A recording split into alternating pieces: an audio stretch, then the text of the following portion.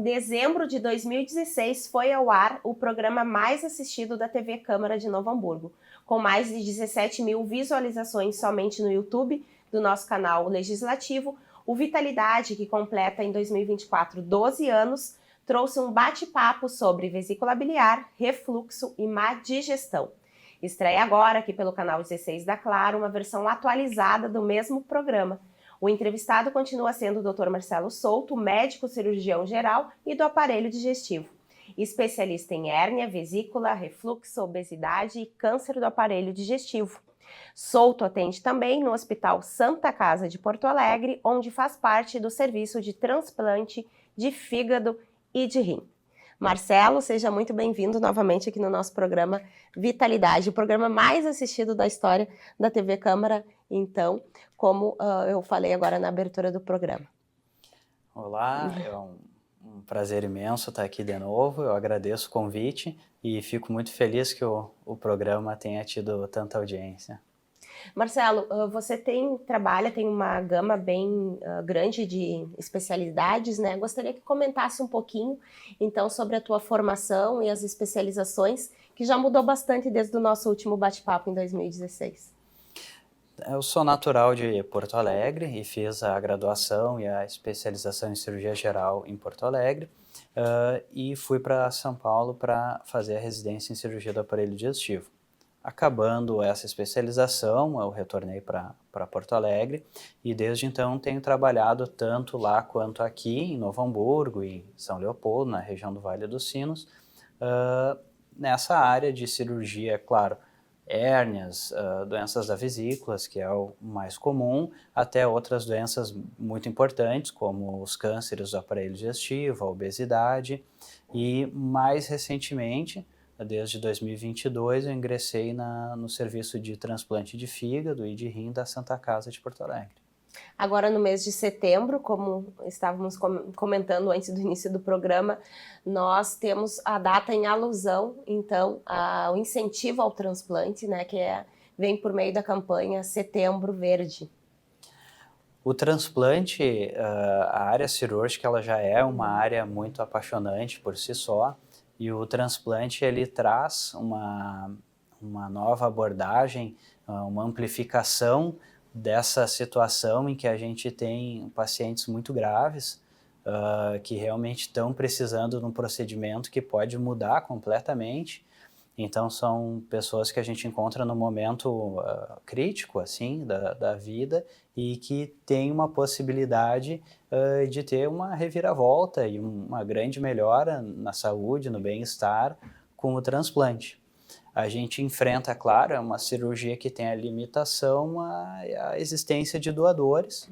A gente tem toda uma estrutura muito grande para doação de órgãos aqui no estado, mas, claro, a gente, em vista dessa limitação, está sempre buscando melhorar para que a gente consiga mais doadores, aproveitar ao máximo esses doadores para conseguir ajudar o maior número de pacientes possível. Tanto os nossos pacientes como os pacientes das outras especialidades, como os cirurgiões que fazem o transplante de pulmão, de coração, córneas, dentre outros, que também são pacientes tão necessitados quanto. E na Santa Casa que você trabalha com transplante de rim, né? Tem outras especialidades também? Outros casos de transplantes de outros órgãos ali, é uma referência aqui no estado? Sim, a Santa Casa é um dos, eu diria, uma das principais qualidades da Santa Casa é justamente oferecer todos os tipos de transplante. É um dos, se eu não me engano, o único, um dos poucos na América Latina que oferece. Então, dá para se dizer que na área de transplantes, a Santa Casa é um dos melhores serviços da América. O que você deixaria de recado para quem está nos assistindo, já que a gente começou o programa por essa parte do Setembro Verde, né? Para quem quer ser um doador de sangue. O que precisa? O mais importante nesse ponto específico é porque a doação ela é um ato de amor que ocorre num momento muito triste, dramático, em que uma vida se encerrou por qualquer motivo. e surge essa possibilidade desse ato de amor em que consiga reverter em um benefício para outras pessoas que são desconhecidas, né? Um ato de altruísmo. Então, só que essa decisão ela vai ser tomada pelos familiares, porque obviamente o paciente já, infelizmente, faleceu. Então, para que isso aconteça, é importante que os responsáveis legais que vão tomar a decisão, os familiares, saibam do desejo, da vontade da pessoa de que a pessoa manifeste ainda em vida que se um dia alguma coisa acontecer, claro que a gente não quer que aconteça, mas que se um dia aconteça, que saibam que ela é sim doadora de órgãos. Seguindo agora, então, na temática do nosso programa, né, que teve tanta audiência no decorrer desses anos, é um assunto que as pessoas têm muitas dúvidas, eu acho que especialmente pela questão do refluxo e da má digestão. Na sua trajetória profissional, é um dos motivos que levam bastante pacientes ao consultório, doutor? Essa é uma área muito importante e essa pergunta ela reflete as dúvidas que os pacientes têm em relação a esses sintomas. São sintomas muito comuns, muito frequentes. E esses sintomas, muitas vezes, de doenças da vesícula, refluxo, má digestão, eles podem ter algum grau de sobreposição. E qual que é a melhor abordagem e, eventualmente, o melhor tratamento, isso é algo que tem que ser buscado para conseguir resolver e devolver a qualidade de vida da pessoa. Algumas doenças podem ter como tratamento medicações, mudanças no estilo de vida, e outras vão acabar só se resolvendo com um procedimento cirúrgico. Falando um pouquinho da vesícula biliar, então, qual o papel desse órgão no nosso corpo, né, e a importância dele para a manutenção da saúde? Dentro do metabolismo de várias substâncias que o fígado faz, ele produz a bile, e a bile vai escoando do fígado por uma rede de canais até formar um canal maior. Na lateral desse canal existe a vesícula, que é um órgão em formato de saco, que vai armazenar e concentrar a bile durante o período de jejum. Quando a gente se alimenta, por estímulos hormonais e todo um mecanismo fisiológico, a vesícula contrai e espirra essa bile no intestino, logo depois do estômago, junto no mesmo canal como o suco pancreático, eles desembocam juntos. E a partir daí a ação da bile e do suco pancreático vai fazer a digestão de gorduras e proteínas. Quando a vesícula biliar ela não está funcionando da forma adequada, que tipo de sintomas a pessoa passa a ter? O principal sintoma que uma pessoa com doença de vesícula pode apresentar é a dor.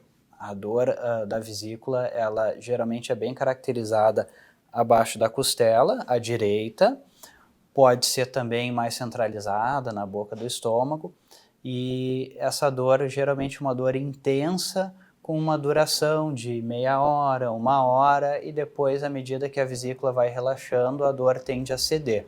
Essa dor pode caminhar para as costas e também pode estar acompanhada de náuseas e vômitos.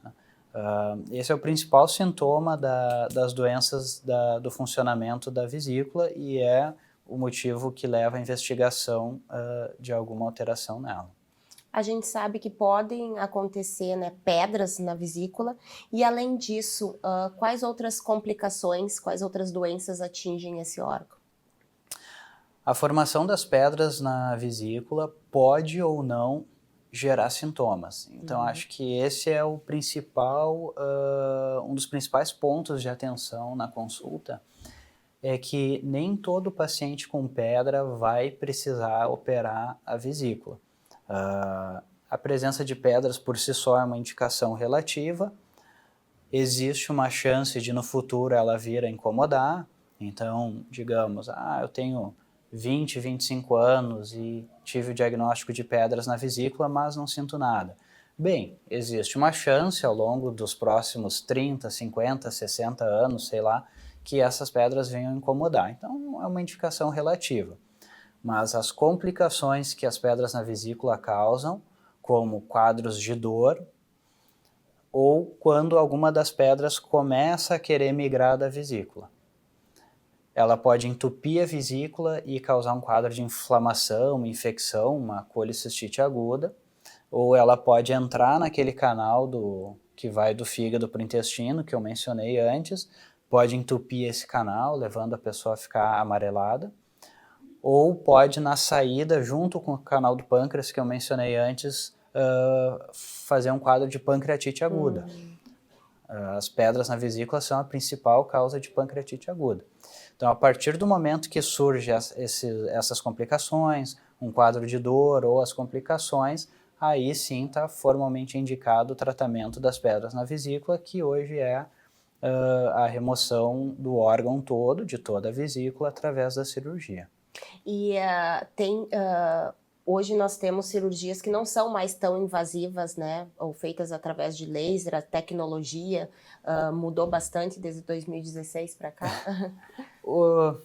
Em 2016 a gente tinha conversado sobre a cirurgia por vídeo. Então, a cirurgia ela ainda é a mesma, ela não mudou, é a remoção da vesícula. Há muitos anos atrás, e hoje em dia ainda, em alguns lugares, se faz ela por técnica aberta, né? Técnica convencional, através de uma incisão. Essa incisão pode ter 5, 10, 15 centímetros, dependendo da dificuldade de cada caso, que é uma incisão que pode acontecer hérnias, pode acontecer infecções, ela causa muito mais dor, atrasa muito mais a recuperação do paciente, que, em última instância, uma vez que o paciente quer resolver seu problema e quer voltar à sua vida normal. E para as grandes incisões atrasam muito esse tempo. A gente tinha conversado bastante sobre a cirurgia por vídeo, que então é feita através de pequenas incisões, de meio a 1 centímetro, e de lá para cá a novidade que tem ficado cada vez mais comum o acesso é a cirurgia assistida por robô, que também consiste na realização por pequenas incisões, porém com uma visão melhorada e com o movimento das pinças, que na vídeo convencional tem algumas limitações, o robô consegue sobrepujar essas limitações. Claro que a experiência está começando, ainda estão como toda nova tecnologia, os novos benefícios estão sendo descobertos, elucidados aos poucos. Para cirurgias mais complexas, uma delas é o câncer de próstata, né? Foi uma área em que o robô disparou, né, a sua popularidade na cirurgia de prostatectomia, remoção da próstata, principalmente por câncer, e nas demais áreas como aparelho digestivo, cânceres do aparelho digestivo, vesícula, obesidade, também aos poucos o robô está se tornando cada vez mais frequente. Né?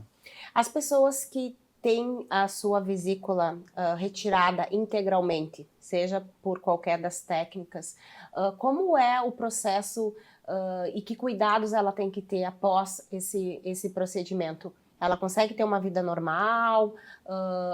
A função desse órgão ela é substituída por outro? Como que se dá esse processo? Eu, como cirurgião, sempre penso que quando eu indico uma cirurgia para um paciente é porque eu quero devolver ele o melhor e mais rápido possível para a sua vida normal. A vesícula que tem pedras, ela muitas vezes já não funciona bem. Ela já não consegue receber a bile produzida pelo fígado, fazer aquela função de concentração e não consegue esvaziar direito porque está preenchida por pedras que atrapalham o esvaziamento e, portanto, a remoção de um órgão que já não funcionava bem não gera muitos sintomas. Os canais da bile se dilatam em algum grau, às vezes a bile pode ficar gotejando de maneira intermitente no intestino e isso pode gerar como sintomas diarreia, mas é pouco frequente. A maior parte dos casos, em 2, 3, 6 meses, resolve. Então, de modo geral, a retirada da vesícula não causa nenhum impacto assim negativo na vida do paciente.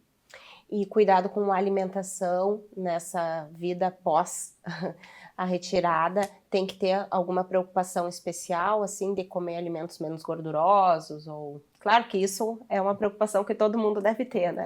Mas quem fez a cirurgia tem que ter cuidado especial? Principalmente nos primeiros dias, enquanto o corpo ainda está se adaptando a funcionar sem aquela vesícula que já estava doente.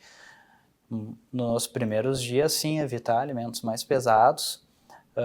A longo prazo, depois de algumas semanas ou meses, não há mais restrição e a maior parte dos pacientes vai comer de tudo, nem lembra que removeu a vesícula.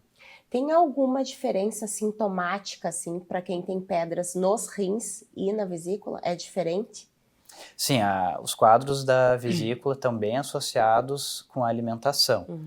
Então, é uma alimentação, um exagero alimentar, muitas vezes, que vai desencadear o quadro de dor naquela região que a gente comentou antes. O quadro das pedras no rim não tem essa relação com a alimentação e ocorre quando alguma pedra do rim desloca e causa um entupimento no canal, no ureter, que desce do rim até a bexiga. De modo geral, a dor da pedra no rim é muito mais intensa, também pode gerar náusea e vômito pela própria dor, mas ela ocorre mais nas costas e caminhando pela região da virilha.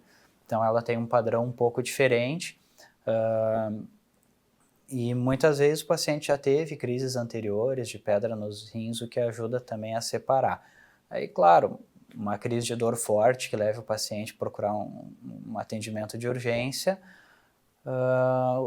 o exame físico e outros exames, como exames de urina e de ecografia, podem ajudar a esclarecer bem o diagnóstico.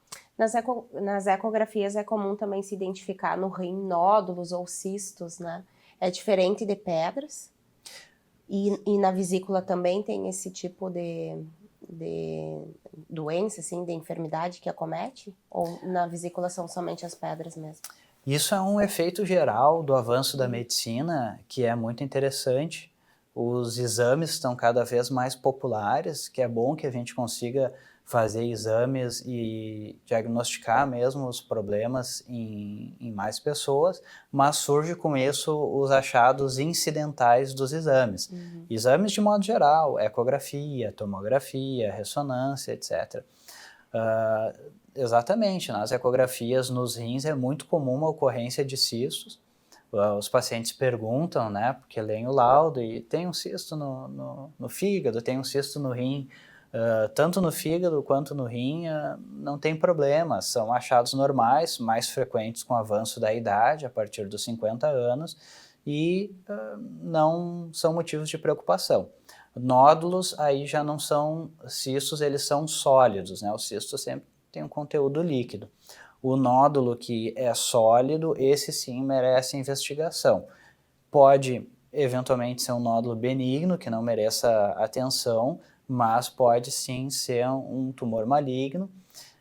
Aí o diagnóstico só pela ecografia acaba sendo um pouco mais limitado e acaba ficando mais pela tomografia ou ressonância.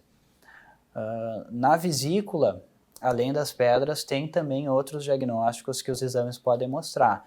A presença de pólipos na parede da vesícula, adenomiomatose, que é uma situação em que há uma alteração da conformação da vesícula. Antigamente isso podia sugerir algum tumor e haver alguma dúvida. Hoje os exames são de maior qualidade e uma ressonância pode esclarecer bem uma adenomiomatose de alguma alteração que sugira um tumor. Então os exames são muito importantes, mas cabe avaliar as alterações que são de realmente algum significado e aquelas que são só achados de exame. Né? Marcelo, pela tua experiência com transplantes, né, de rim, o rim é um dos únicos órgãos que uma pessoa viva, não sei se é um dos únicos ou o único que uma pessoa viva pode doar para um rim, né, para outra pessoa. Sim. Como é que se dá esse processo? Se é difícil, é só mais no ambiente assim familiar, a compatibilidade? Sim, o rim é um dos órgãos que pode, o fígado também pode. O fígado também. Tá. O rim, ele, para evitar a rejeição, que acontece quando se coloca um rim de outra pessoa, né, um halo-enxerto, né, o termo, existem diversos testes de compatibilidade. Então, é necessário que haja uma compatibilidade, seria uma das principais condições para que geralmente um familiar, né, possa doar. Em relação a ser familiar, isso a legislação varia de país para país, entre permitir que terceiros não relacionados possam doar ou não. Mas, via de regra, é um familiar que vai fazer a doação. São feitos muitos exames para garantir que aquela doação não vai causar prejuízo à pessoa, e a gente também precisa, através desses exames, estudar direitinho como que é a anatomia do doador e do receptor para garantir que o processo ocorra da melhor maneira possível. Uma vez que seja feito, a gente faz esse transplante intervivos na Santa Casa, a evolução costuma ser excelente. Tanto para quem doou quanto para quem recebeu. Tanto para quem doou quanto para quem recebeu. O maior esforço possível para que o doador não sofra prejuízo nenhum. E em todos os nossos casos recentes, o doador em 2 dias, 3 no máximo, estava indo muito bem para casa. E o receptor também, por receber um rim numa cirurgia programada, também tem uma evolução muito boa da função do rim. E então é um procedimento que gera muita satisfação e que também muda a vida do receptor. Falando um pouquinho agora, então, sobre o outro assunto que a gente trouxe no programa, que é sobre a má digestão e o refluxo. Eles têm alguma ligação com a obesidade, que também é uma das suas especialidades? Sim, principalmente o refluxo. A obesidade é uma situação que favorece muito a ocorrência de refluxo, e muitos pacientes, assim que eles perdem peso, não necessariamente por cirurgia, sentem uma melhora muito grande do refluxo. Também, pacientes com obesidade, é comum a ocorrência desses sintomas, que são sintomas diversos, de se sentir estufado, de comer pouco e já se sentir satisfeito, arrotos, né, que é eructações, o termo técnico, flatulência, às vezes alterações para evacuar, ser mais trancado ou ter o intestino mais solto. É mais comum a prevalência desses sintomas na população com obesidade. E muitas vezes a própria cirurgia da obesidade pode levar a uma melhora ou até uma resolução desses sintomas. Não é assim o objetivo principal, mas Sim. Acaba sendo um benefício associado, né? A cirurgia da obesidade acaba tendo vários benefícios associados além da perda de peso, né? E a qualidade da alimentação, no que toca aos sintomas de refluxo, é um deles, né? O que acontece com o nosso corpo, né, quando se tem o refluxo? O termo mais correto na literatura seria doença do refluxo gastroesofágico. Por quê? Porque refluxo as pessoas podem ter. É normal, depois de uma refeição, retornar um pouco de conteúdo do estômago, que está aqui abaixo do osso do peito, né, para o esôfago, que fica no meio do peito, entre os pulmões, atrás do coração. E o esôfago, então, é um órgão basicamente de condução do alimento da garganta até o estômago. Não tem função digestiva, mas ele dói.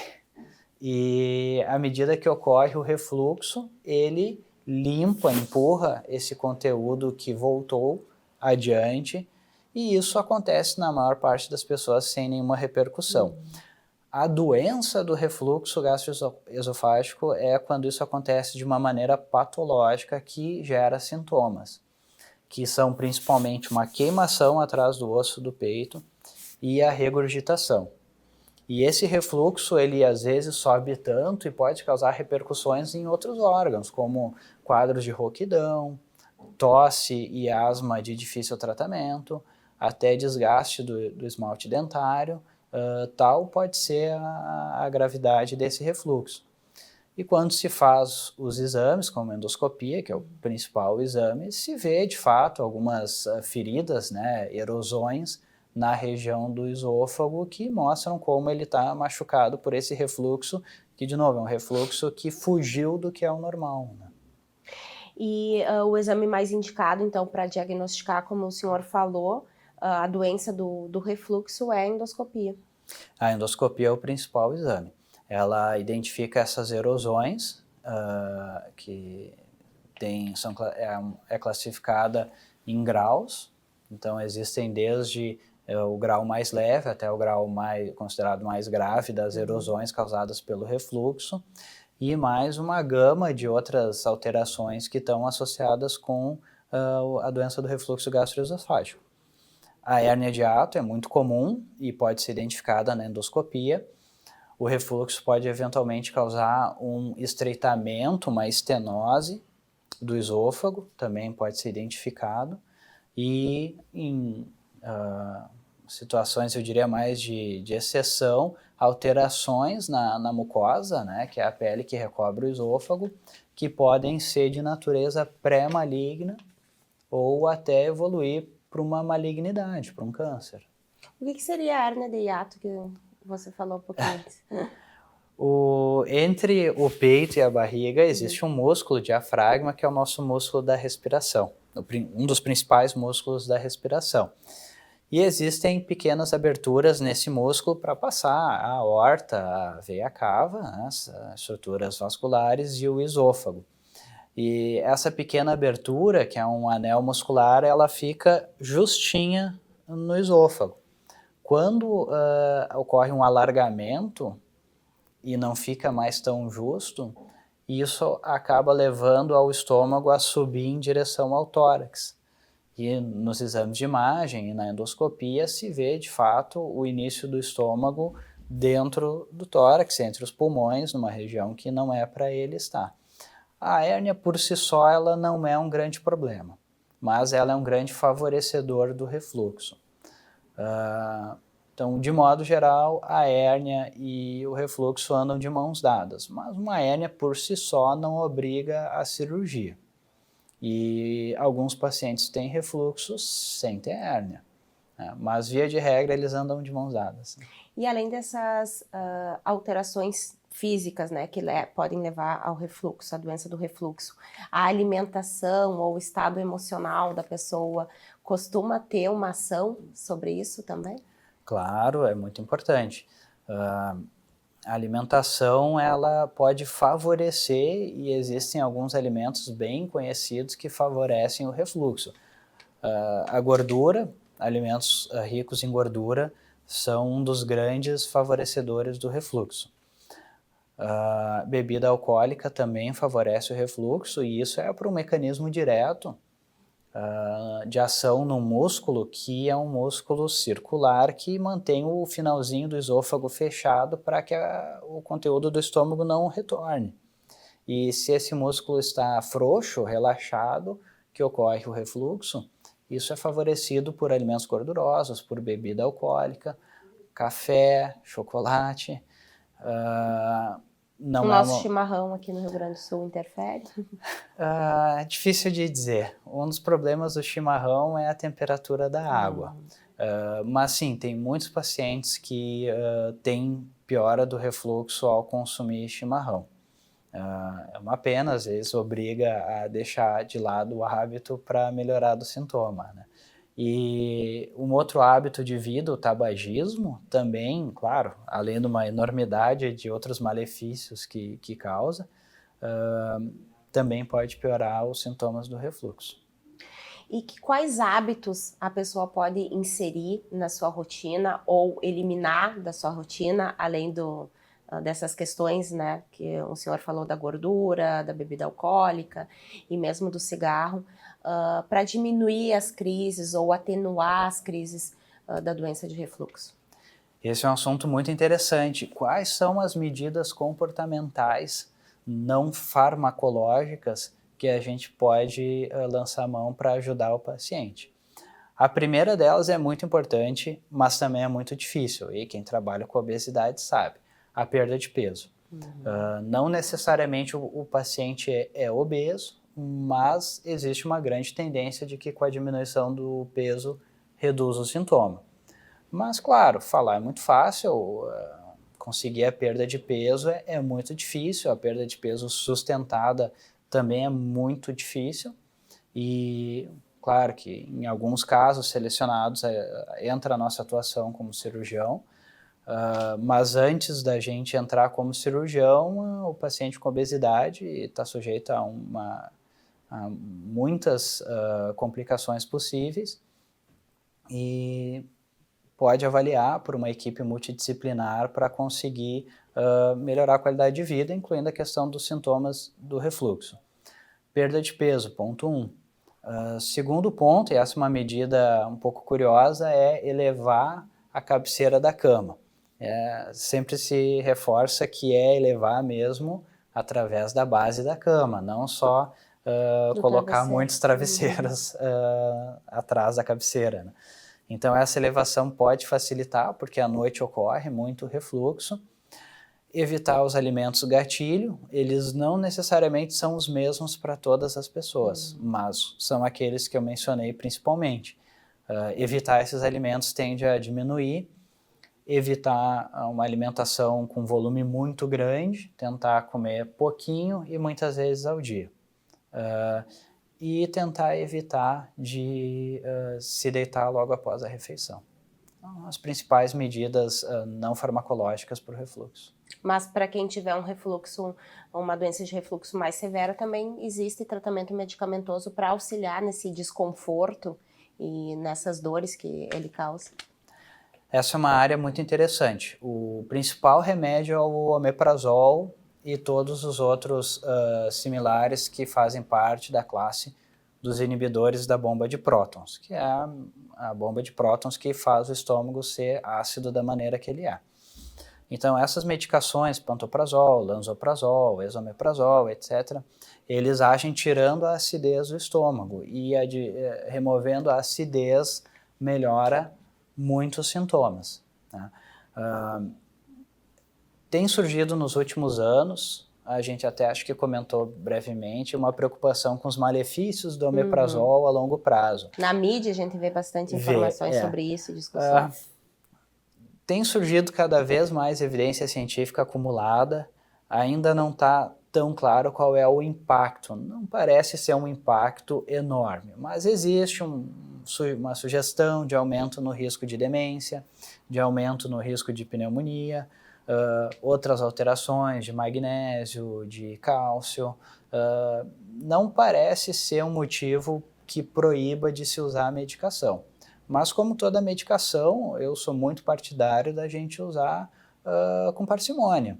Então, eu tenho muitos pacientes que usam o omeprazol por refluxo de maneira intermitente. Essa é uma maneira de tentar não ficar com remédio contínuo, e para aqueles que usam contínuo, tentar usar na menor dose eficaz possível. Então, se a gente precisa começar numa dose muito alta, depois de alguns meses a gente tenta reduzir e ver como é que fica. Quem sabe a gente não consegue usar uma dose menor, ou usar intermitente, ou eventualmente parar. Alguns pacientes, depois de um curso de 2 meses de omeprazol, melhoram dos seus sintomas e não voltam a precisar da medicação.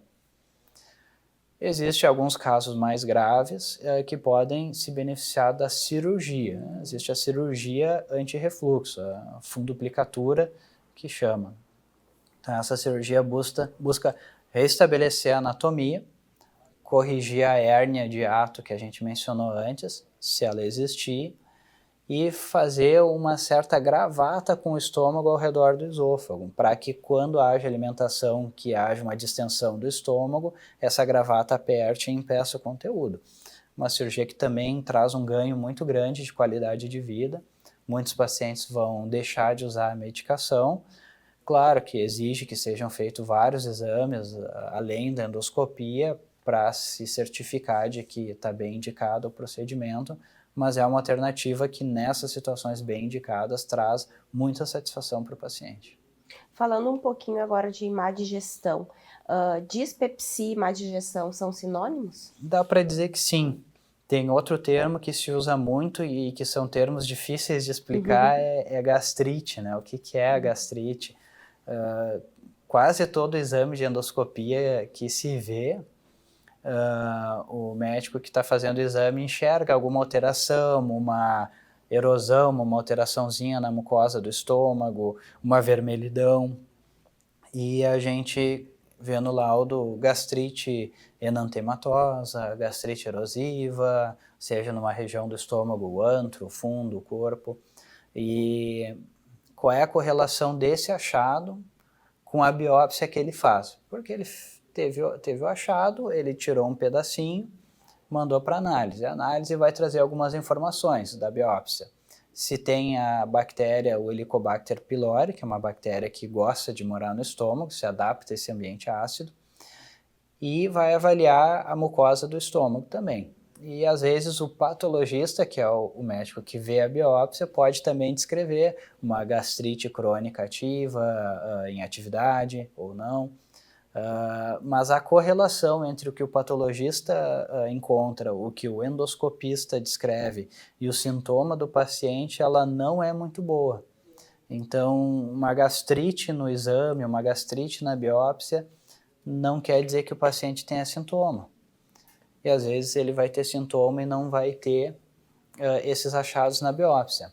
A presença de sintomas de má digestão e a endoscopia normal ajudam a colocar como principal hipótese a dispepsia, que é um diagnóstico mais que a gente diz funcional, que não envolve uma doença grave, uma úlcera, uma ferida, algo que justifique assim pelo exame esse sintoma. Existem algumas medicações que podem ajudar, alguns casos são difíceis mesmo de tratar, e aí cabe uma avaliação individual mesmo para tentar buscar o melhor resultado. Aqui eu gostaria de te perguntar se, então, esse processo, né, de má digestão ou de dispepsia, como a gente falou, se depende somente do corpo da pessoa, do metabolismo ou também do alimento consumido. Porque algumas pessoas reagem de forma tão diferente ao mesmo alimento. Essa é uma pergunta que eu não tenho como responder. A gente ainda não avançou o suficiente para descobrir. Mas sim, é importante a gente destacar que existe uma variação individual muito grande. E antes da gente proibir determinado alimento, ou mesmo colocar um outro alimento como se diz, os superalimentos, que causam uma lista gigante de como se diz, de benefícios, existe uma variação individual. Nem sempre tem, como eu disse, uma explicação por que alguns pacientes têm esses sintomas e outros não. Existem os que são mais comuns de desencadear, e aí cabe uma atenção personalizada.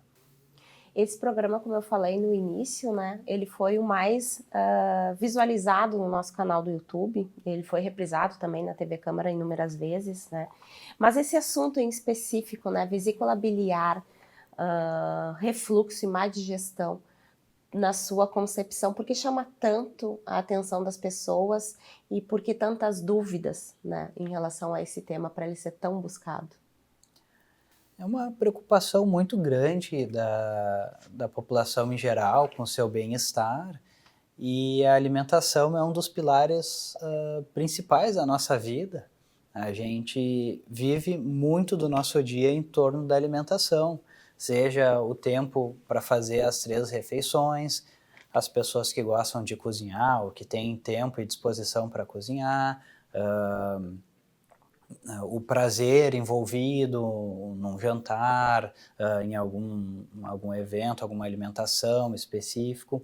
E tem, né, frases muito clássicas como a gente é o que a gente come. Então a alimentação ela ocupa um espaço muito grande no imaginário da sociedade, né?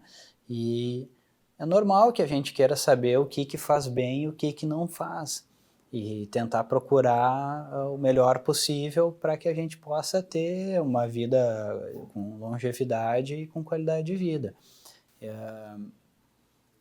Aonde a gente vai buscar as respostas para quais alimentos são melhores, são piores, através dos estudos científicos, e cada vez mais a gente tem que evoluir e tentar fazer pesquisas de melhor qualidade para efetivamente conseguir descobrir qual é a melhor maneira de levar uma alimentação para uma vida saudável. Claro, existem N estudos, hoje em dia se fala muito de dieta mediterrânea, vegetarianismo, dieta pobre em carboidrato, dentre inúmeras outras que estão sendo testadas em cada vez mais situações para a gente conseguir as respostas. Então, doutor, chegamos ao final do nosso programa Vitalidade de hoje. Muito obrigada pela sua participação de novo aqui no nosso programa, trazendo mais esclarecimentos e mais informações sobre esse assunto, então, que foi o que mais sucesso trouxe aqui ao nosso programa Vitalidade nesses 12 anos que ele está no ar.